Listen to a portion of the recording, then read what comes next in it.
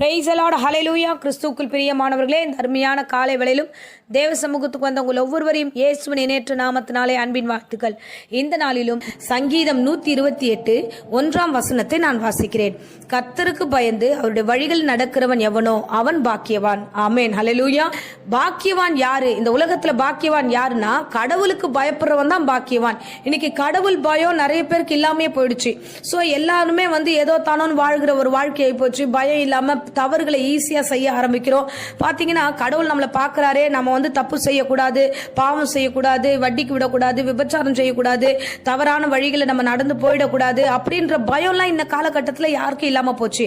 ஆனா வார்த்தை சொல்லுகிறது, நீங்க பாக்கியவான்களா இருக்கணும்னு நினைச்சீங்கன்னா நீங்க யாருக்கு பயப்படுறீங்களோ இல்லையோ கடவுளுக்கு முதலாவது பயப்படணும். ஹல்லேலூயா. சோ நிறைய பேர் பெற்றோர்களுக்கு பயப்பட மாட்டாங்க, பெரியவங்க அவங்களுக்கு பெரியவங்களுக்கு யாருக்கும் பயப்பட மாட்டாங்க, இல்ல சொந்த பந்தங்களுக்கு பயப்படுவோம். இன்னைக்கு பயம் என்ற வார்த்தையே வித்தியாசமாய் போயிடுச்சு. அப்ப அந்த மத்தவங்களுக்கு பயந்து நான் ஏன் நடக்கணும் அப்படின்ற கேள்வியும் வருகிறது. கடவுளுக்கு நீங்கள் பயந்து நடந்தீங்கன்னா நீங்க பாக்கியவான். உங்கள் வழிகளில், அந்த வார்த்தை என்னன்னா உங்க வாழ்க்கையில நீங்க என்ன பண்ணணும், நீங்க பாக்கியவான்களா வாழணும், ஆசீர்வாதமா இருக்கணும், நீ உங்களுடைய எல்லா ஆசீர்வாதம் நிறைவுள்ளதா உங்களுக்கு காணப்படணும்னா கடவுளுக்கு பயப்படுற பிள்ளைகளா இருந்தீங்கன்னா நிச்சயமா கர்த்தர் உங்களை இரட்டத்தனையா ஆசீர்வதித்து நடத்த வல்லவராய் இருக்கிறார். ஆமென், ஹல்லேலூயா.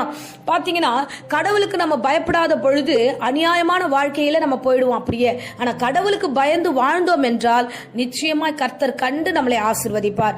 யோசேப்பை குறித்து வேதாகமத்துல நம்ம வாசிக்கிறோம். ஆதியாகமம் 39ஆம் அதிகாரத்துல நம்ம அவரை குறித்து நம்ம வாசிக்கிறோம். என்னன்னா அவர் ஒரு வீட்டுல வேலை செய்து கொண்டிருக்கும் போது அந்த வீட்டுல இருக்கிற எஜமாட்டி, அதாவது அவங்களுடைய கணவர் வெளியே போயிருக்கும் போது அந்த அம்மா என்ன பண்றாங்க, அந்த பையனிடத்துல தவறுதலாய் நடக்க முயற்சி பண்ணுகிறாங்க.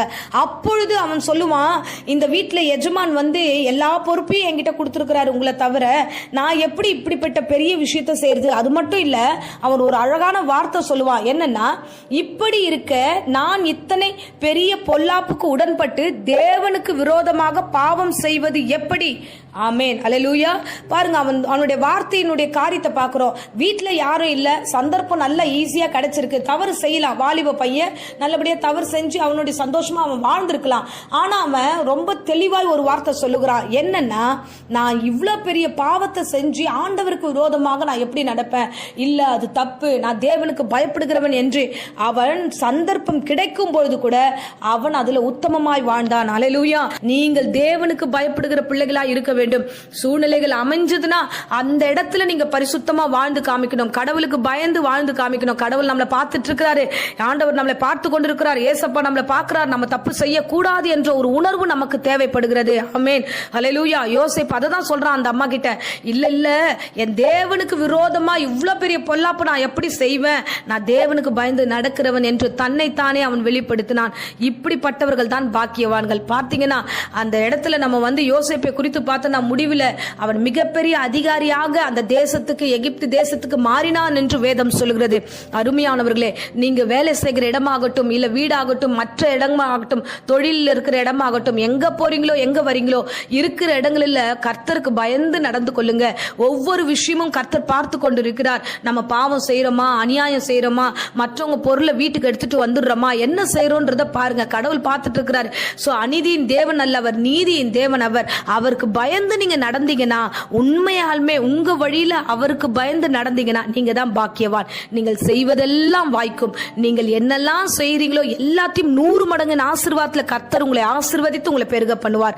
ஆமென். இப்பொழுதும் அடியேன் உங்களுக்காக ஜெபிக்கிறேன். அன்பு ரட்சகா, இந்த அருமையான தருணத்துக்காய் ஸ்தோத்திரம். ஆண்டவரே, அப்பா, இந்த வேளையிலும் அப்பா இந்த பிரசங்கத்தை கேட்ட ஒவ்வொரு பிள்ளைகளையும் ஆசீர்வதிப்பீராக.